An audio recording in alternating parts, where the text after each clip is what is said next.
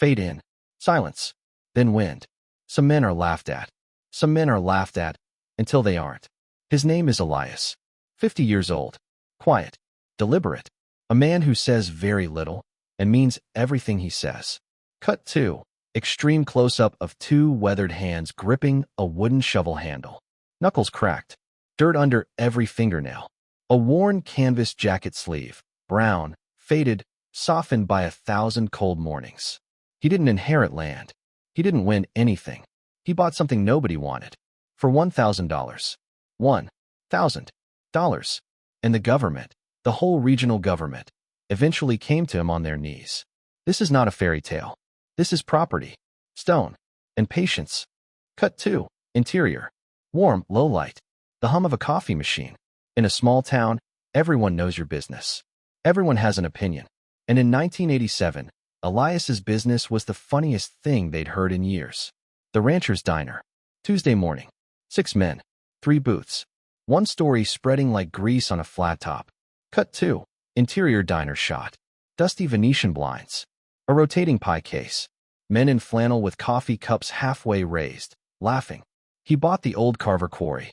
For $1,000. That cracked, dried-up hole in the ground. That's what they called it. A hole. A cracked, dried-up hole. The quarry had been abandoned for 11 years. No operating equipment. No active permits. No road access worth mentioning. The previous owner had walked away from it like a bad dream. Elias drove out there alone. Walked the perimeter. Looked at the stone walls. Ran his hand along the rock face. Didn't say much. He rarely did. He went home and wrote a check. $1,000. While the town laughed, he signed his name. The laughter was loud. His pen was quiet. Cut to. Exterior. Open sky. The sound of gravel under boots. The Carver quarry sat 6 miles east of town, off an unnamed county road, behind a rusted gate with a chain that hadn't moved in a decade. From the air, it looked like a wound in the earth. Jagged. Gray. Still. Walls of exposed limestone rising 40 feet on 3 sides. A floor of cracked stone and rainwater pools. Silent as a held breath. Cut 2. Wide drone shot. The quarry from above, vast, angular, gray-walled. Surrounded by brown winter scrub. A single set of tire tracks in the mud leading to the gate. No movement. No sound but wind. Geologically, it was significant. The stone was dense. Clean fractured. High load bearing.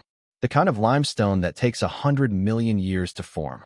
The kind that holds up bridges. Holds up highways. Holds up the weight of everything a civilization builds. Elias knew this. Not from a report. Not from a consultant. From 30 years of working stone. From watching what holds and what crumbles. He spent the first month just clearing. No machinery. Just him. 2 come-alongs. A borrowed truck. He rechained the gate himself. Posted a new sign. 3 words. Private. No entry. Simple. Quiet. His. Cut 2. Pre-dawn darkness. The sound of a diesel engine struggling in cold air. 5 years passed. The town stopped laughing, not because they believed in him, because they forgot about him. Elias worked the quarry alone. Season after season. Cleared it. Mapped it. Prepared it. He applied for permits nobody thought he'd get. He got them. He invested in 1 used drill rig. 1 aging loader. He moved stone. Slowly. Quietly. Cut 2. Elias alone in the gray pre-dawn light. Steam rising from a tin coffee cup balanced on a boulder. His silhouette against the quarry wall. Working before the sun arrives. Then the highway came. State Route 9, a 47-mile expansion project. The biggest infrastructure contract the region had seen in 40 years. $1 billion commitment. Thousands of jobs. Years of work. It needed stone. Millions of tons of it. Crushed limestone for the base layers. Dense aggregate for the bridge abutments. The project started strong. Then the primary quarry, 60 miles south, hit a fault line. The stone fractured wrong. Unstable. Unusable. The secondary supplier filed for bankruptcy. The tertiary source was too far. Transport costs made it impossible. The project stopped. Machines sat idle. Contracts froze. Engineers flew in from the capital. They spread maps across folding tables. They ran their fingers along supply routes. Every road led to a dead end. Every calculation came up short. Every answer pointed to the same problem. There was no stone. Cut to. A government meeting room. Fluorescent light. Men in ties staring at spreadsheets. One man circling a location on a geological survey map, slowly, carefully, with a red pen. The circle landed on a name. Carver Quarry. Cut to a county road. Early morning fog. Then sound. Low, mechanical, growing. They came on a Wednesday. No announcement. No fanfare. Just a convoy. Cut to wide shot of a rural road. A long line of heavy machinery. Dump trucks, flatbeds, government vehicles, moving in slow procession through morning fog toward a distant gate. 7 vehicles. Then 12. Then 23. Project engineers. State transport officials. 2 county commissioners. A deputy minister. They drove 6 miles down an unnamed county road. They stopped at a rusted gate. A new chain. A simple sign. Private. No entry. Elias was already there. He'd seen the dust cloud from half a mile back. He stood at the gate in his brown canvas jacket, coffee in hand. No expression on his face. The lead vehicle stopped. A man in a pressed shirt stepped out with a briefcase. He introduced himself, offered a hand. Elias shook it, said nothing. The man opened the briefcase. He laid out the proposal on the hood of the truck. The numbers were significant.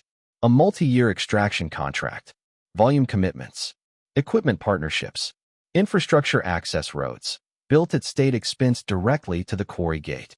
The man finished talking. Elias looked at the papers, looked at the convoy behind them, looked back at the man. Then he said 4 words. I'll need better terms. Cut to the quarry. Full operation. The roar of machinery filling the valley. They agreed to his terms. Every single one. The access roads came first, 3 miles of graded, paved surface. Built in 6 weeks. At state expense. Then the equipment arrived. Industrial crushers. Heavy loaders. A full extraction team. The quarry Elias bought for $1,000 became the critical artery of a billion-dollar project. Cut to Elias standing on the elevated rim of the quarry, hands in his jacket pockets, watching the machines work below. Calm. Still. Exactly as he always was. The men who laughed at the diner, some of them came back. Not to mock. To work. He hired 7 of them. Fair wages. No speeches. No settling of scores. Just work. That was Elias. He never said I told you so. He never needed to. The stone said it for him. Every slab lifted. Every truckload hauled. Every mile of highway that now runs through that region. It sits on his stone. Built on what everyone else called a hole in the ground. Built on what one quiet man called an opportunity. $1,000. That's what it cost. That's all it cost. Cut to final wide shot. Elias, small against the massive quarry wall behind him. The machines moving. The stone rising. The horizon open and endless. He doesn't smile. He doesn't need to. He just watches. The way a man watches something he always knew was coming. Fade to black.